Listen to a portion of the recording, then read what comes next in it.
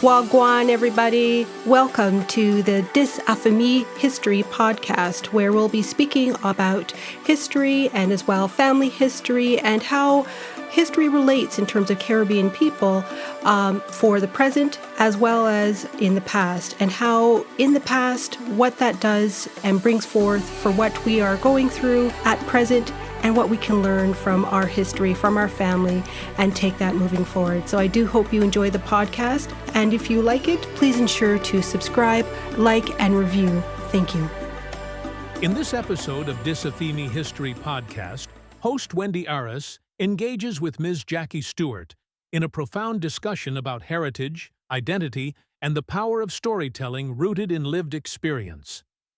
Together, they explore how Caribbean history and family genealogy intertwine to shape personal and collective selfhood. Jacquie shares intimate reflections on tracing ancestral memory, illustrating how family history continues to influence us today. Whether you're passionate about Caribbean history, oral traditions, or exploring your own family genealogy, this episode offers meaningful insights that encourage listeners to reconnect with the stories grounding their heritage. Tune in for a compelling conversation that reveals how the past speaks through generations and strengthens cultural identity. Thank you so much, Jacquie Stewart, for coming on to the podcast, Disaffamie History, and talking about, owning your story, genealogy, and of course, the power of ancestral research. So before we start, can I just have you just do a brief introduction of yourself? Sure. So my name is Jacquie Stewart. I am a first-generation Canadian of Jamaican descent. A little bit of background, I guess. So I'm founder of Ottawa University's radio station's long-running show, Black on Black, which is a public affairs program. Sorry. I'm also a former president of Black History Ottawa. And I'm an avid family researcher. I have been for a number of years now. And as an outcome of that, I created the Jamaican Genealogy resources page on Facebook, or group, I should say, among others. And I am the owner of First Generation Genealogy. Perfect. No, thank you so much for that. And I know that I'll mention those items in the show notes as well. But again, it's just the fact that you do your research and it's kind of evolved into something else. So Yes. let's start. And then so at the beginning, what first sparked your interest in genealogy and of course tracing family histories? Mm-hmm. So I guess it came from my dad. He seemed to have this interest in some relatives that he knew when he was a child and wondered what happened to them, where did they go? So he would, whenever he met family members, he would take little notes and jot them down and try to piece together things. And he eventually purchased, I guess, a family tree builder from Ancestry, put it on his computer and was building the family tree. And then in about, I think it was 2010, he changed computers. He was having problems with the program. And he said, can you help me? And I said, well, maybe there's something else you can use, Mm-hmm. So I looked around and I found some software that could be used offline, because I know he kind of wanted to keep it offline, or he was more comfortable with that. So then he hands over to me all this information he has, and he goes, here you go. And I start populating the tree, and then I start looking at Ancestry. And when I populated the Ancestry tree, within that day, I found 3 cousins that I didn't know existed. And just for people to know, this can only happen if the other 3 people are actually looking and have actually posted their information. So it's not going to happen for everyone. Mm-hmm. And right away, I knew based on the information they had that matched the information I had, I'm like, wow, these are my cousins. And I kind of got hitched and hooked there. And as I started to explore, I got into the world of Jamaican genealogy, geography, history, and culture, which I didn't know much about. I didn't grow up in Jamaica. So I found it all very fascinating and interesting. I still do. And I love puzzles. And for me, the world of genealogy research is one huge puzzle with about 1 billion pieces. Yes. Absolutely. And so you've mentioned that DNA testing plays an essential role in your research. Yeah, and you've mentioned that you've even traveled with testing kits. Why do you believe DNA is such a powerful tool for uncovering your roots? Yeah, so DNA is a science, right? Sometimes when we're researching, and I don't know, anyways, in my perspective, sometimes we're working on assumptions, Yeah. especially when you get into researching people with same names Mm. and you're kind of like, is that the right person? I'm not sure. They have the same name as the person I'm looking for. Little example, my grandfather, I didn't know his middle name. I was trying to find his birth record. And I found one that seemed to fit perfectly. Right parish, right year, in the right time period, so on and so forth. And I'm like, okay, I think this is him, but I wasn't 100% confident. Um, Now, this isn't actually DNA that helped me solve that, but here it's an example of, making assumptions, right? So I was like, okay, I think that's it. But then I realized my mom had a half sister who was um, well over 100. And I'm like, she probably knows who her grandmother is. And I asked her, and she told me. And I was like, I've got the wrong record. And went searching again, found the right record. Um, but had I traced, let's say, the original family line and then done DNA testing, it would have kind of shown up for me. It helped me confirm my dad's paternal line, the Stewart line, for example. So for years I was researching, and I had a lot of information from an older cousin, and I was fairly certain that some family trees I saw were connected to me.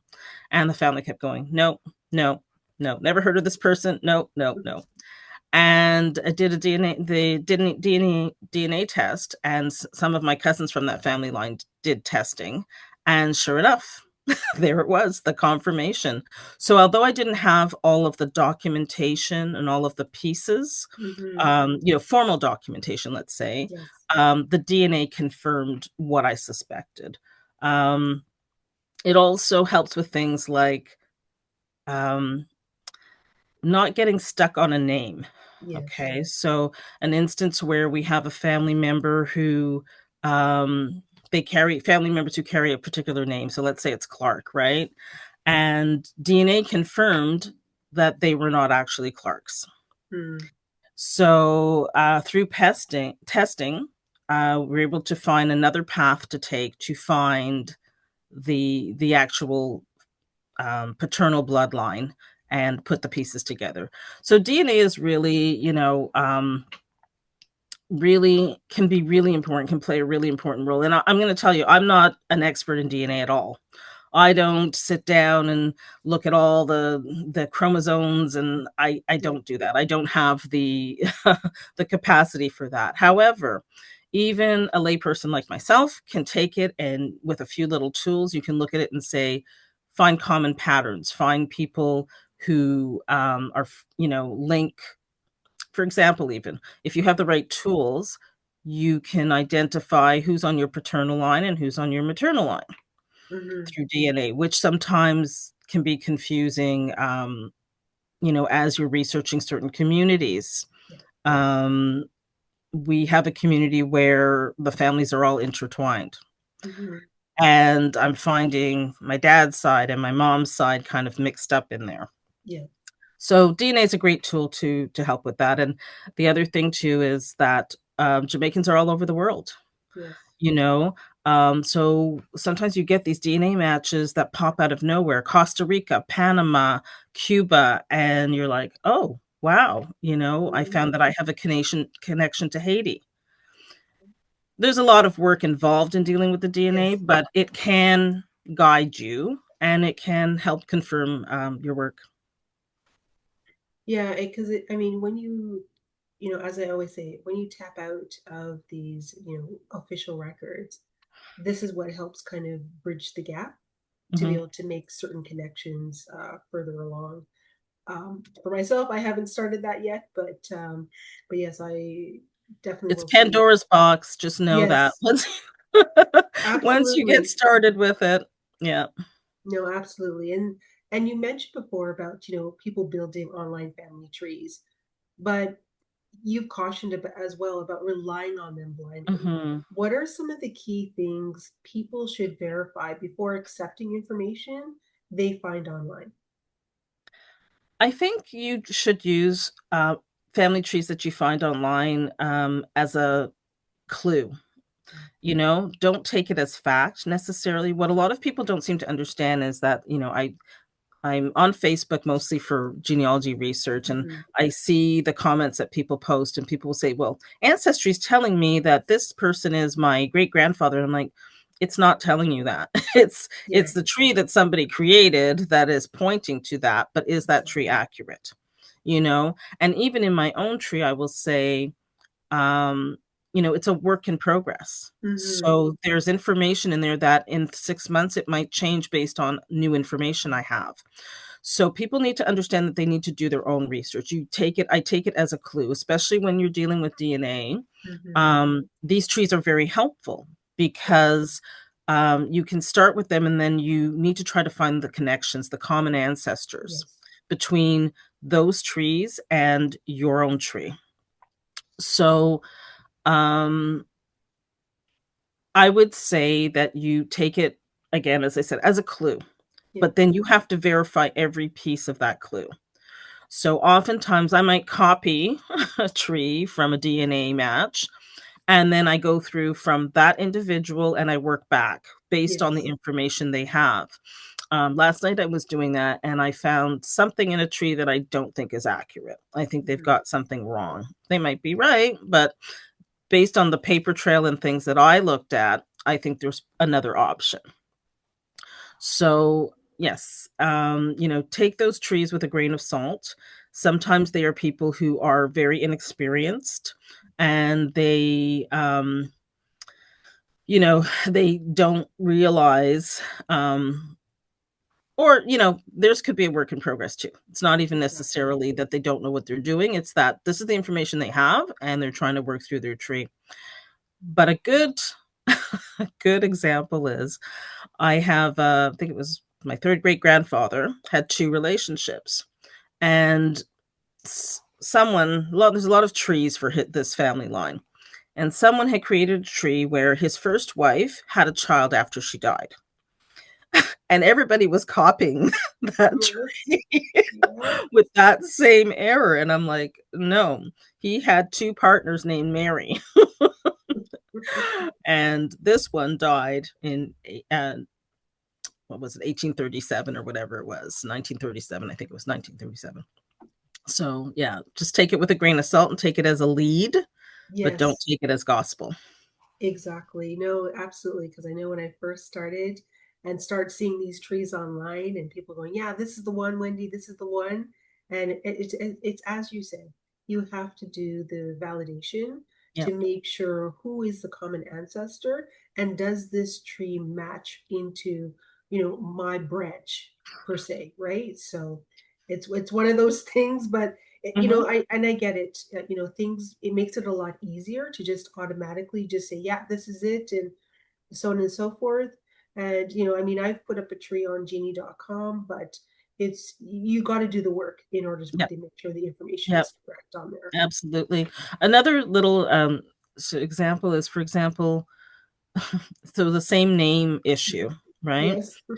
So I have an individual in my family tree, and a young woman was looking for an ancestor with the same name, and she automatically assumed that mine was hers because we do have some DNA connecting, but Yeah. she didn't look at the DNA carefully. So I realized I have Stewart line on my father's line, and I was matching all these Stewarts that didn't match any of my other Stewarts, Okay. and I couldn't figure it out. As I researched and I went farther and farther back, I found that the connection was not actually on the Stewart line. My connection, my common ancestor, was on the Henry line. A Henry married a Stewart, and they came down, and that's how all of them were related to me. Yeah. And the Henrys are on my maternal line. The Hmm. Stewarts are on my paternal line for Yeah. me. Yeah.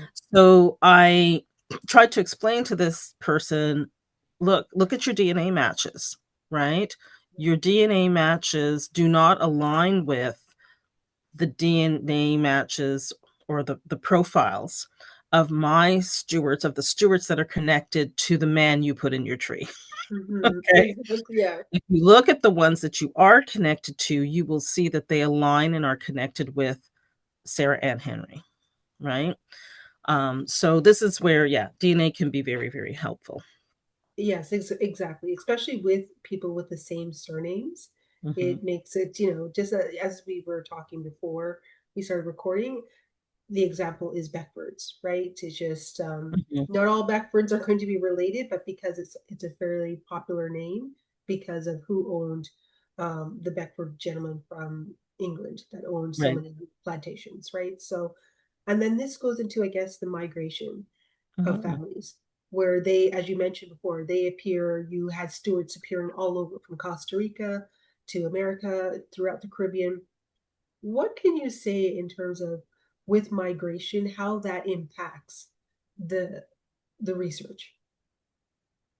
For me personally, it creates some challenges. I'm still learning and exploring. I'm a researcher, I'm not a genealogist. Yes. Okay. Yeah. So I'm still learning and exploring and trying to find tools and ways to get information from certain regions.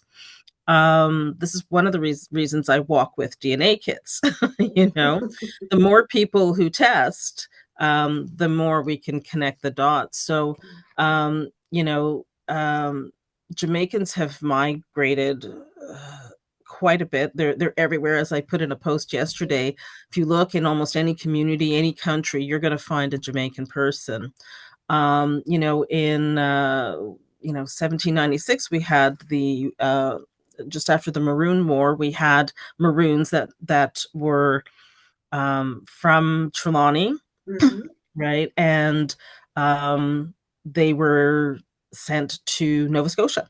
Yeah. And so I kind of marvel at these matches, DNA matches that I have in Nova Scotia. And I'm like, do I have a maroon connection? Haven't gotten there yet to explore that. But yes, our people are everywhere. I mean, through the research too, we have Panama. My Mm. grandfather worked on the Panama Canal, apparently, I'm told, for a very short period of time. Okay. But he went there and he didn't like what he saw and the way that Mm-hmm. they were treating people because it was a segregated Yeah. work environment at that time under the Americans. So he came back, you Mm-hmm. know. Mm-hmm. So we have that migration. We have farm workers, in the 1940s, where Jamaicans began to migrate to, I think in the 40s, it was US. Yes. We've got Windrush, 1948. Um, in Canada, we have the domestic scheme, Yes. you know, where many West Indian women came up to be housekeepers and nannies and so on. And, we still have to this day, I think, the Canadian Farm Work Program, Exactly. so we're everywhere. We're Yes. everywhere. Yes, and just going to, just finding that people have migrated because we're always assuming or we're always told that each island was an island unto itself. It was kind of like they were all siloed communities, which is not the case once you start researching and uncovering and seeing that movement happened throughout the Yes. centuries. And it's not the popular narrative, so to speak, of when people started to migrate, right? Hmm. And yes, even across the island, Yeah. I think I understand that it's a period of time, like Kingston was the place to go for work, for Yeah. jobs, certain types of jobs, right? So everybody migrated to Kingston. Hmm. But even I myself, the DNA has pointed me to all across the island. I Yeah. was focused on St. Anne, absolutely focused on St. Anne. Now I'm kind of venturing into, oh, there's something going on in St. Mary. I've Hmm. got St. Catherine's. I've got um, Manchester. I have Portland. I have some matches in Portland, and I have no idea Wow. what that connection is. Yeah. So, yes, people moved around quite a bit. I think, too, when you look at the records sometimes, there was a discussion on Facebook, someone saying, I can't remember the community. A community was mentioned as the abode, but the vital record was recorded in another parish. Yeah. Yeah. And I tried to explain, well, sometimes people would travel to different parishes for their churches or for business or for, so the abode is possibly quite correct. And they took that day and went to such and such parish to have the baptism done or whatever. Exactly. So yeah, a lot more mobile than I think we think. People tend to. No, I would agree, definitely. And, you mentioned before about, there's many genealogical websites and repositories out there. Which ones that do you find most reliable, and what cautions would you give to beginners? So, I've used Ancestry and Family Search. Ancestry, we've talked a little bit about, adopting the trees that are there, and that's on any site, like just accepting. Ancestry has an option where you can merge information into your tree and that kind of thing. So I tend to, as I said, I'll manually put in the information from another tree and then work my way through, referencing the original tree as I go along. Family Search, and I'm hopefully not misspeaking right now because I haven't updated myself on this, but they had, and I think still have, a community type of family tree building. Yes. And that scared me when I started. And then I saw people were like changing my tree and adding information that was inaccurate. I stopped posting my tree on Family Search. Now, I attended virtually some of the Roots Tech sessions last year, and they've put in some tools to try to avoid these errors from happening or these changes, but I don't know how effective they are. I think that people will still do what they want to do. Yeah. So I kind of hesitate to put a tree out on Family Search. I've used other sites as well, as like My Heritage, had a tree on there. And, similar to Ancestry, same thing. I wouldn't just accept the information. As I've heard many of your guests speak, for civil registrations, Family Search is absolutely the best place to go. Some people don't realize it, but it doesn't have everything. It has birth records up to 1930, death records to 1995, and marriages to 1950. And I will have people say to me, I found something after. I'm like, I don't think so. And a lot of this, I think, was due to privacy issues, and also the relationship between Jamaica and the Church of Latter-day Saints, who operate Family Search. So absolutely, number one of the best sites to go to for records within that period of time. Couple of things about the site, though, is to take note that it can be challenging sometimes when children are born out of wedlock. Because when they're born out of wedlock, generally the record will only have the mother's name. So if you don't know the mother's name, then you have a challenge. And there's some tips and tricks and ways to try to figure that out.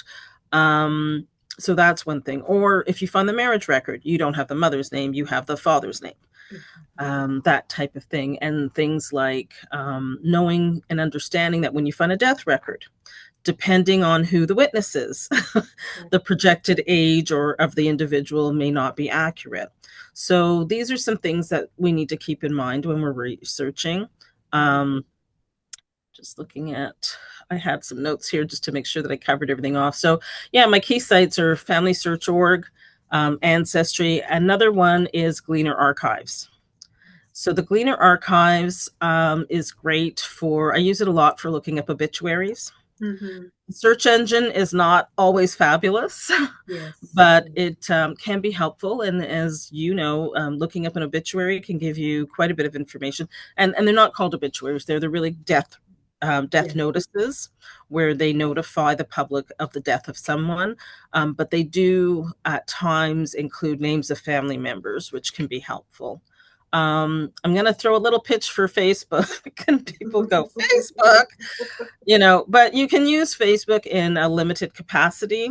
And I was telling a cousin today that, you know, I'm on there to do a lot of research. Like I use the Facebook genealogy groups. So there are parish groups, migration groups, and surname groups. So there's a group for every parish where if you want to search that way, you can do that way. There are what I call migration groups. So there's, for example, Jamaica Genealogy. There is Club Jamaicanos de Ultramar, Cuba. It's a group of Cubans actually who are trying to connect with their Jamaican families. So it's a really interesting group. If you speak Spanish, you know, you're probably good. There's also two groups which I started.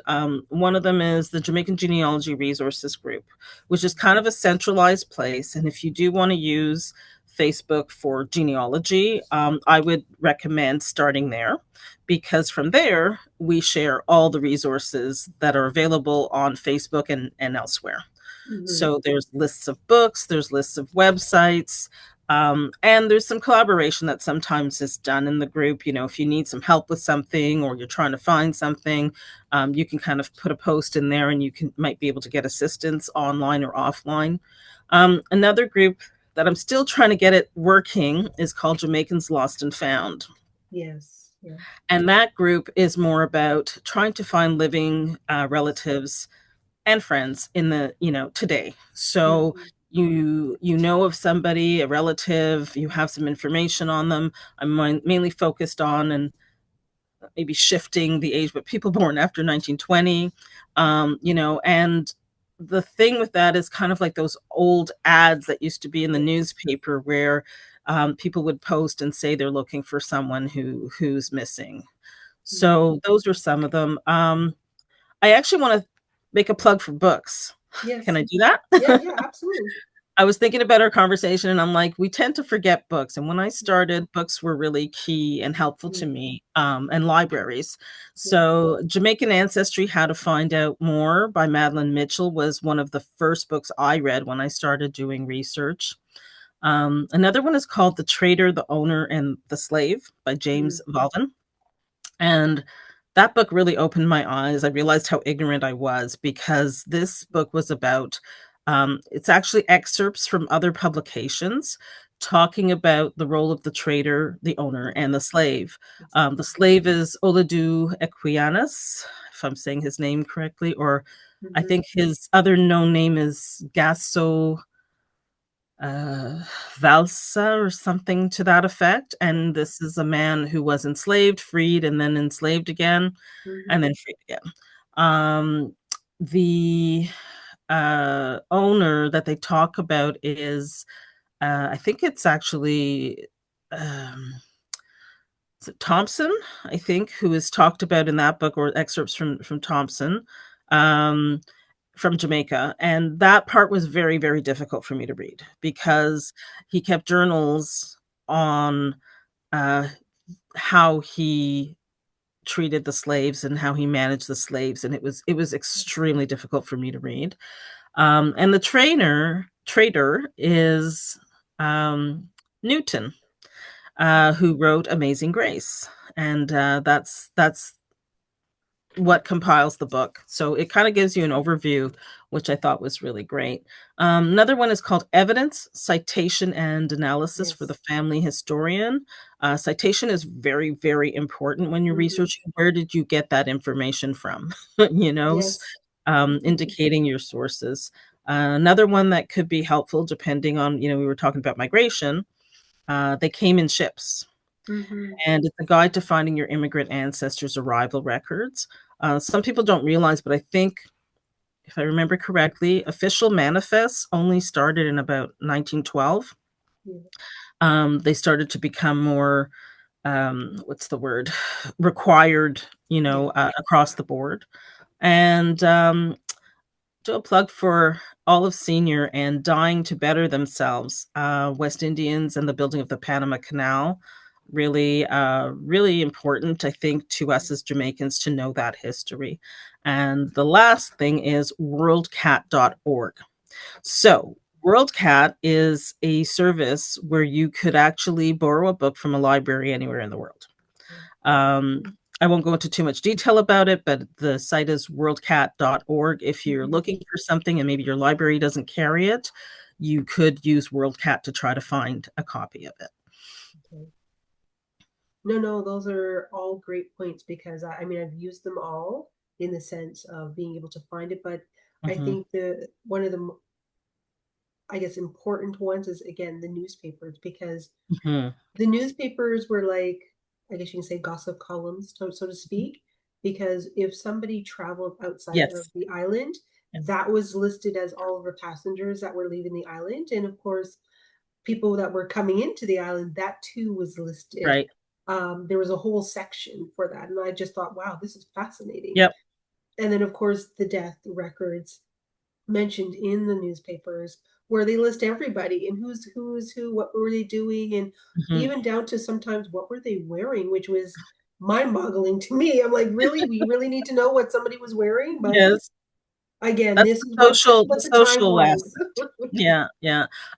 They also have deed polls. Yes. So deed polls, if I understand correctly, like when people change their name, so sometimes we're looking for somebody, and we always say that Jamaicans have so many names. Yes. You could use the Gleaner to search someone and see if there was a name change. They used to have to do deed polls when they were Yes. changing their names, so they are published in the Gleaner historically. Yeah. Absolutely. And just like if there was a divorce, it was, Yes. indicated as I'm not financially responsible for this Hmm. person. I was just like, wow, this is really personal information going up there. But Yeah. this is what it was during that time. And it really was just like who's who and who was doing what, Yes. and so on and so forth. And court cases were a big thing. And it was very fascinating to see, ancestors listed in some of these Hmm. court cases as to what happened. I'm like, wow, what a time to be in, but Yeah. very good resources in terms of all of what you've indicated. I And think then, too, and I don't want to go too far off topic, but I was yeah, thinking this morning too, you know, these files, this documentation, and the work that we do is really key now with what's going on in Jamaica and the loss of certain. I couldn't help thinking about this morning the loss of certain family documents, yeah. family, heritage pieces, that kind of thing. So I think that really this documentation we do as family researchers, that historians do, is vital. It's vital right Mhm. And then I guess this just leads right into the next question of, why do you believe it is so important for us, especially in the Caribbean diaspora, to tell now. our own stories and not let others define them for us? Yeah, so I think that there's that saying that the truth is his side, her side, and it's actually somewhere in the middle, right? If Yeah. our stories are only being told by one perspective, then it's really not the full story. When you have many perspectives to a story, then you have a more fulsome story, Mm-hmm. and maybe a more accurate story. So I think that this is very important. And, I often think about, why are our stories not told? Yeah. And there's some things that come to my mind, which are we as a people were held down for a really long time, still being held down, Yeah. and the stories that are told are often stories of grandeur, Mm-hmm. stories of king this or general that. We weren't allowed to be those things in the, after the enslavement of our people, right? So we don't have those stories to tell, the grand stories. But I still think we have some very interesting stories. We still have our stories. We have the story of survival and resilience, that I think should be told. I remember going to with my mom, my parents, both my parents actually, in 2014, we went to Jamaica, and my mom was adamant that she wanted to go back to the community that she grew up in. Mm-hmm. And she hadn't been back there in 50 years. And she took us there, and it was like my sister and I were in tears. It was like an episode of, Who Do You Think You Are, or something like that. And we're walking down this road, dirt road, and she goes, "That's the house my mother built, and I, my mother lived in, and I played in that yard." And we were just in tears. Yeah. And that was so important and so meaningful to us. I think telling our stories and doing the work is empowering. I am proud to be Jamaican. I mean, I never lived on the island. I don't speak patois, but I've done 15 years of research, and I am amazed by the resilience of these people, my people.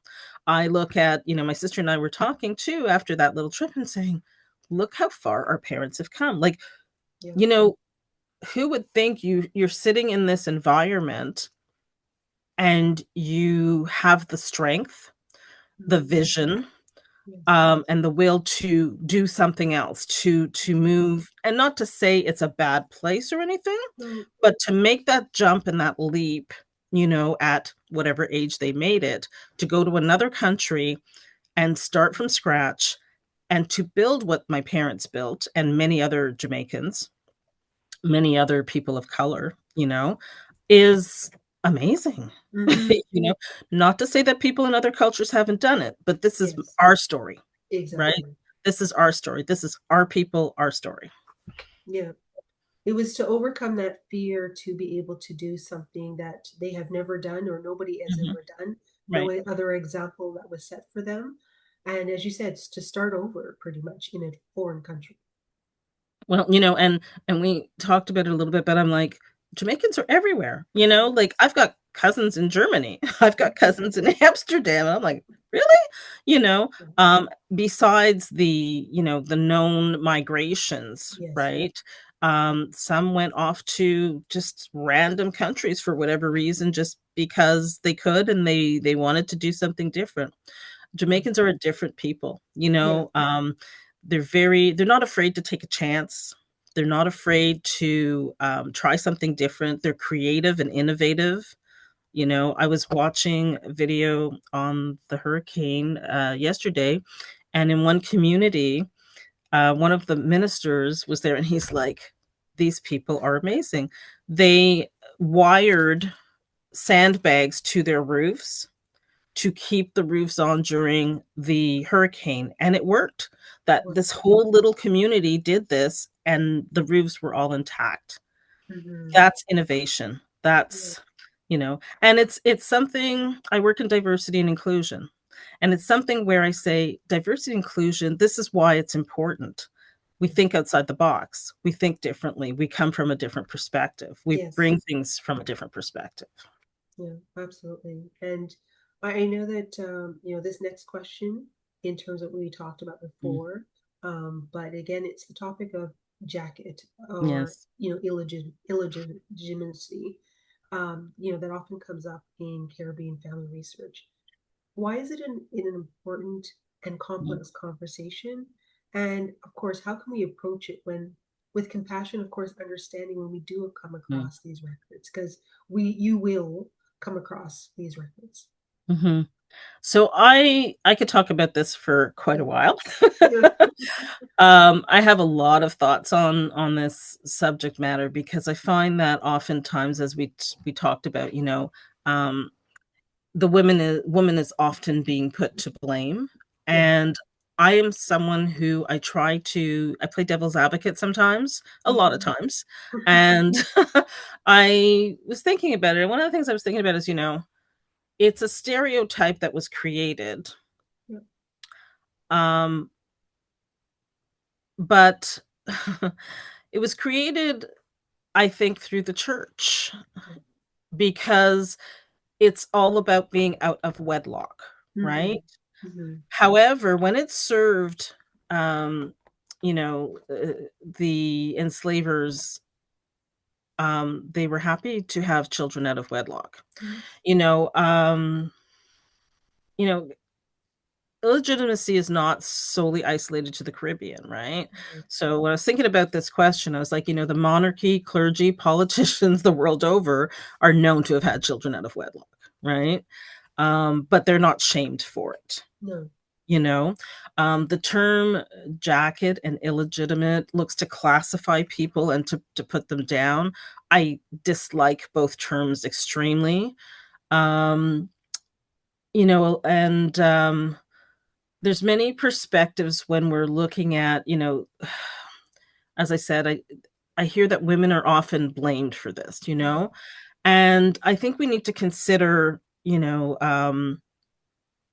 the time period. And I don't condone deceit or anything, but No. when you look into the past and you say that women were expected to give in to the advances of men and have been forced into sexual relationships, right? That creates perhaps a child out of wedlock. There are countries and cultures where a woman may enter a relationship to support her family. So um, I lived in a part of Africa where what I realized was that women were engaged with men because they had children they couldn't support because they Mhm. couldn't get work, Yeah. So there are many reasons these things happen. I even most recently started thinking about, how does a woman who's married and perhaps is raped go Yeah. to her husband and tell him, you know, I was raped. This is not your child, Exactly. you Exactly. know? Yeah. So I think that we need to, when you talk about compassion, I think those are some of the things we need to consider, you Mhm. know? Um, I I feel that a lot of men are not being held accountable for these situations Exactly. as well, I think I told you about this little tit tat that I had with somebody where they said at birth there should be a DNA test done to identify and confirm the fathers. And I was like, yeah, that'd be great because then we could make the fathers who abandon their children and Exactly. have raped women accountable. Mhm. So I think we need to broaden our minds when we think about this. Yes. We really do, and stop labeling people. I know people who are stigmatized by those labels all their lives, Yeah. all their lives. Mhm. And, I'm going to say something here that so a child is born out of wedlock. What's the problem with that exactly? Mhm. It is a problem from, I guess, a religious perspective and social perspective because um, we like to say that one situation is better or more proper than another. Yeah. But really, you know. Yeah. You touched upon something, especially, when it comes to rape, because when you're looking at records, because again, I'll just use my great grandmother, whom, I found all of her children, they all had one last name. And then once, she became married, her identifier of her father was completely different. And I said, what's going on here? What happened? And again, it's just trying to it's hard to recreate, to know what was happening at that Mm, time, but just to know that there had to have been something that happened that caused, this situation to kind of to occur, and that we need to kind of look at things at not necessarily black and white, but there has to be some gray in there as well, and to kind of understand mm, what could have caused that issue. And that's where understanding the period and the time frame period yes. is the key, because that opens up a lot. And as you know, we could probably go on to colorism, because that too comes into it as well, Mhm, with a lot of this conversation. But again, it's just trying to understand that time frame period and what would have caused that to happen, you mhm. know. I think we can never know for sure. Yes, exactly. So I try not to pass judgment. Yeah. I'm like, it is what it is. Yeah. You don't know what these people were living or what the circumstances are. Exactly. You don't need to pass judgment. There's no, whether when passing that judgment, what does it accomplish? You Exactly. know, it doesn't accomplish anything. So I prefer to not judge, Hmm. and it is whatever it is. I don't I don't even attempt to think that I could ever find out the true story. If I do find out the true story, then I do. I mean, I had some insight on one particular situation where I was exchanging with someone about the child of a particular woman, and they said, well, this particular gentleman, who is said father of the child, was known to have relations with the help. Mm-hmm. And the woman in question was someone who worked for him. Yeah. So, Yeah, absolutely. So again, this leads into, my next question, which is, again, genealogy does often open up, deeper conversations, including around reparations mm. and identity. So what are your thoughts on how family research contributes to these discussions? I think for me, it's given me a different perspective. I think even yesterday I heard something about reparations. Um,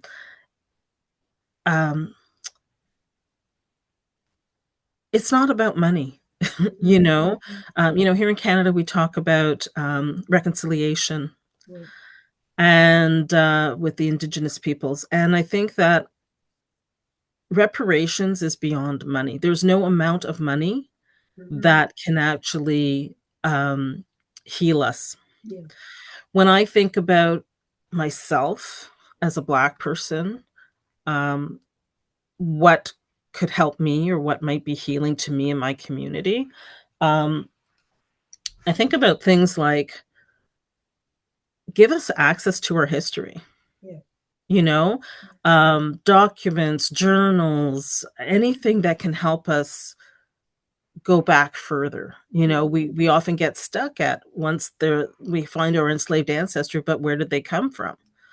you Exactly. know I'm in that spot right now with one individual. She's African, but I have no clue, not even where in Africa she came from. Exactly. you know so that could be another whole lifelong journey for me. So help us, Yeah. give us the documentation of the slave owner. um Give us whatever ship and transfer documents there are. So that's one thing. The other thing I say when I from the genealogy world is give free DNA tests to any Black Mm-hmm. person who wants it, to help them advance their research back. Yeah. Give us free education. Give us maybe subsidized healthcare. And for as long as our people were enslaved, Mm-hmm. because doing this one generation, giving a lump sum of money to, let's say, this generation, right? Yeah. That's not going to last long. First of all, like, how do you do that? It's not going to last long. So we need to go back to the system Mm-hmm. and fix the system. We were not allowed to read. We weren't allowed to write. We weren't allowed to learn. We didn't get the health care that we needed. We didn't get, so give it to us now. Give it to us and our descendants.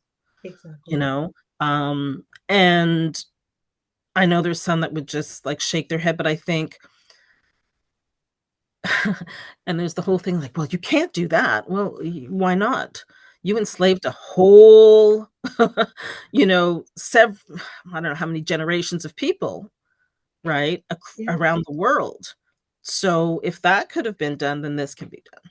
Exactly. The lives were lost. They were worked to death, and they were seen as numbers and how much return on investment that they could be able to gain to get from that, right? So, and then to see it with research, to know that they gained, or the slave owners and their families, they gained for many generations, including to today. So Well, I know what you're saying in terms of reparations and being able to, as well, to retain our history, right? To make sure that we have access to those mhm, archives, we have access to those records, because it's now becoming very exclusive, which we won't talk about here right now. mhm, mhm, But I mean, it's becoming very exclusive. So you have to be a certain type of person to be able to gain mhm. access to those records. Well, And yeah. so, Jacquie, as we're coming to a close to this episode, for listeners who are just beginning their journey of self-discovery through genealogy, what advice or words of encouragement would you like to leave them with? So, I think that anybody who takes on the research, to whatever extent, Mm-hmm. um, will hopefully find it empowering. Yes. It's it's something to know where you come from and who you are. It's Yeah. part of who we are. And, a lot of people get stuck on tracing one family line or whatever. I would encourage, don't just trace your paternal line. Everybody goes to the paternal Yes. line, right? Right. Because you're more than that. You've got 2 parents, 4 grandparents, 8 great grandparents, and so on, right? So, explore the world, get to know the culture. You don't know what you don't know, you know. Be open to the unexpected. Um, I'm just thinking. The I like this little expression. I saw it on a little post one day. So, when you're researching and you get stuck, Yeah. okay?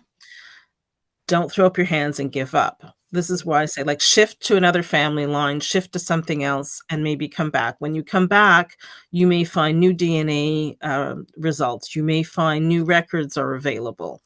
And doing this process in this way is, like this little post-it said, is why they call it research. Yeah. You search and then you research again, Yes. right? Yes. And, I would also say have a listen to your podcast on a regular basis. There's been some amazing information shared, amazing experts, so yeah, just, take it a little step at a time. Try not to feel overwhelmed by it, Exactly. and just do a little at a time and a little at a time. When I started this journey, I never knew I'd be where I am now with it. Exactly. Absolutely never thought I would be so invested in it and find it so gratifying and Mhm. rich and, yeah. Yeah. No, great advice. And some of the advice I even follow for myself. So thank you so much, Jacquie, for coming on, having this discussion, because again, it's a different perspective, but again, it opens up as to when you're researching, this is some of the stuff that you do face. Mhm. And it's just being able to recognize it and knowing what to do with it. So thank you so much for coming on to the podcast. I'll just throw one other thing out there. The genealogy community is very giving. Yeah. So, as particular to, I find this like with the Facebook groups and that, Mhm. reach out. If you've done a DNA test, don't hesitate to reach out to the DNA match. Sometimes they don't respond, but if you see a post on Facebook that you think you have a connection to, reach out. A lot of people are willing to share and give their time to help. So, yeah. Perfect. Thank you so much. Thanks so much for having me. This has been amazing. You're welcome. Hoped you enjoyed this episode, and if you did, please make sure to like, follow, subscribe, and write a review for the episode wherever you listen to your podcasts. Thank you.